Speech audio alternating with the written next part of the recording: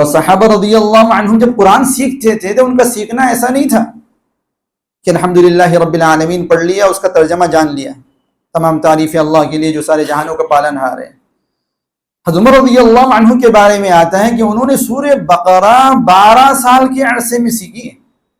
سورہ بقرہ حالانکہ عربی داں ہیں، فصیح ہے، بلکہ ان کی مادری زبان ہی عربی ہے، اس کے باوجود سورہ بقرہ 12 سال کے عرصے میں سیکھی، کیونکہ ان کا سیکھنا ایسا نہیں تھا۔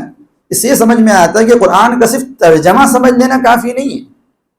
قرآن لوگوں کو غلط فہمی ہوتی ہے، قرآن سمجھنے کو کیا سمجھتے ہیں کہ ترجمہ سمجھ لیں، ترجمہ سمجھ لینے کو قرآن سمجھنا کیا سمجھتے ہیں، یہ غلط ہے۔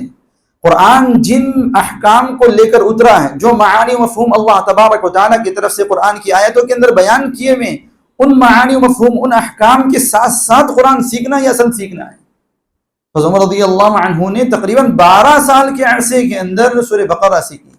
ابن عمر رضی اللہ عنہ کے بارے میں آتا ہے کہ 8 سال کے عرصے کے اندر جو ہے انہوں نے سورہ بقرہ سیکھی۔ حضرت عمر رضی اللہ عنہ نے جب سورہ بقرہ مکمل کر لی، اس انداز میں سیکھتے سیکھتے ایک ایک آیت سیکھتے تھے، اس آیت کے اندر اللہ کے جو کچھ احکام ہیں، جو اللہ تبارک و تعالیٰ کی طرف سے جو کچھ علوم نازل کیے گئے ہیں، ان کو حاصل کرتے تھے، پھر اگلی آیت سیکھتے تھے۔ اس طریقے سے سورہ بقرہ انہوں نے مکمل کی تھی، اور اسی طریقے سے پورا قرآن مکمل کیا تھا۔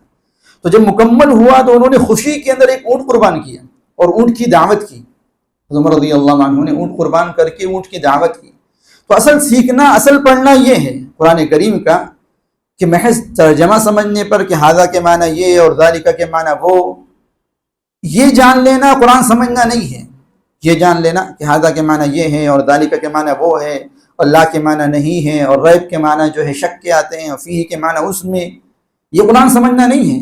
بلکہ قرآن جن معانی، جن احکام کو مشتمل ہے، جن احکام پر قرآن مشتمل ہے، اس کو سمجھنا، جن مواعظ پر، جن عبر پر قرآن مشتمل ہے، شان نزول کون سی آیت کس پیرائی میں، کس پس منظر میں نازل ہوئی، اس سے واقفیت، ان ساری چیزوں سے واقفیت جو ہے قرآن سمجھنا ہے۔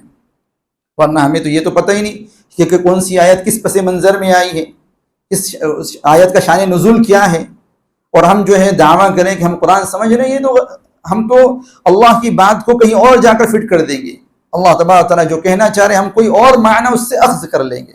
اس لیے قرآن سمجھنے کے اندر محض ترجمہ سمجھنا نہیں آتا، قرآن سمجھنے کے اندر قرآن جن معانی اور جن احکام پر مشتمل ہے، ان ساری چیزوں کو اخذ کرنا۔ ورنہ صحابہ رضی اللہ عنہ کے لیے قرآن سمجھنا کون سا مشکل تھا؟